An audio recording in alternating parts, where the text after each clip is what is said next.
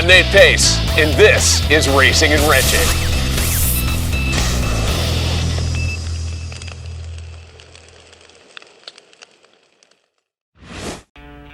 Welcome back to Racing and Wrenching. This episode, we get to talk to a driver turned team owner with an impressive 9 podium finishes in their career.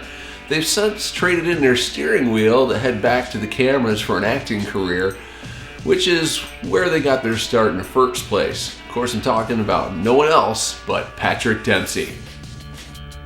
What is it that gave you the drive to head towards racing? Oh, I've always loved racing since I was a little kid. My father was very much into racing. You know, we'd watch the 500, of course, and when he could get an F1 race on television, we'd watch that, and certainly the Daytona 500. So it started then as a kid with my father, and then, when I got older, everybody wants to go racing. Everybody dreams of being a race car driver at some point or another. And then I just got started through, my wife gave me a Christmas present of a Skip Barber 3-day competition certificate, and that sort of started it. And then went to the Panos Racing School after that. Did their racing school advanced days, and then did their series, and then went on to the Coney, which is now Continental, and then just started getting deeper and deeper and deeper into it. I think the best way to get started is not just doing track days, but go work with some professional drivers, getting the technique, getting the foundation. And there are so many wonderful ladder programs for young drivers, or even older drivers for that matter. Go-karting is a great, inexpensive way to go racing, gives you great car control. I mean, you look at a lot of these guys, Scott Sharp, all those guys started in go-karts and worked their way up. And do the school route. I think that's the best way to do it. It's the cheapest and the smartest way to go racing.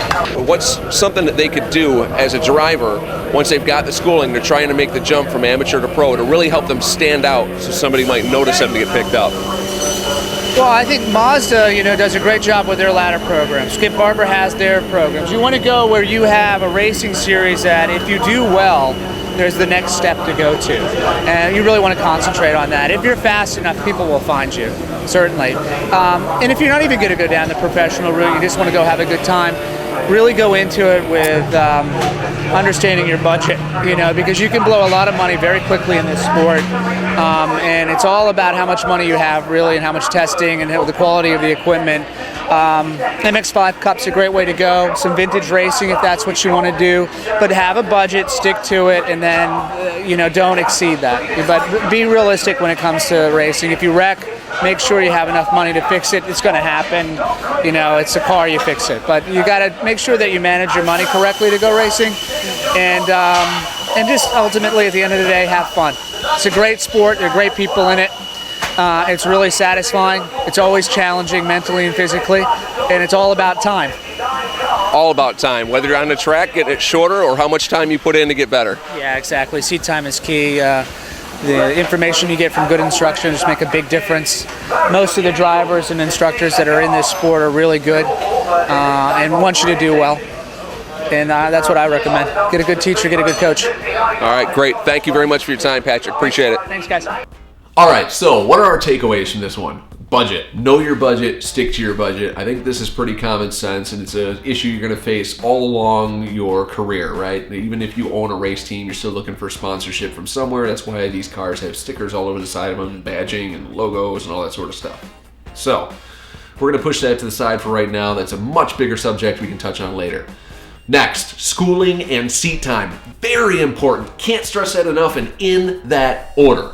A lot of us make the mistake. We go out there and start doing HPDE days and autocross days and really start getting a lot of seat time in there and never go to school. Or go to school years after when we figure, maybe I'll try and learn some new stuff. At that point, we've already ingrained bad habits. Now we have to try and unlearn those and then relearn.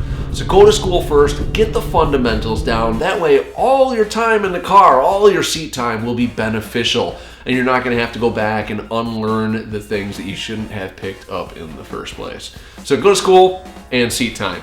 Third thing we want to touch on is he mentioned Mazda. Mazda has some great series out there. The Star Mazda series, that's open wheel racing, Spec Miata. Both of these are regulated by engine, suspension, transmission, aerodynamics, all that sort of thing. They do the best that they can to try and level the playing field so that we can get the best competition out there possible, right? So really cool series to look into, and all comes back to budget. It's one of the more cost-effective series that you can get into as well.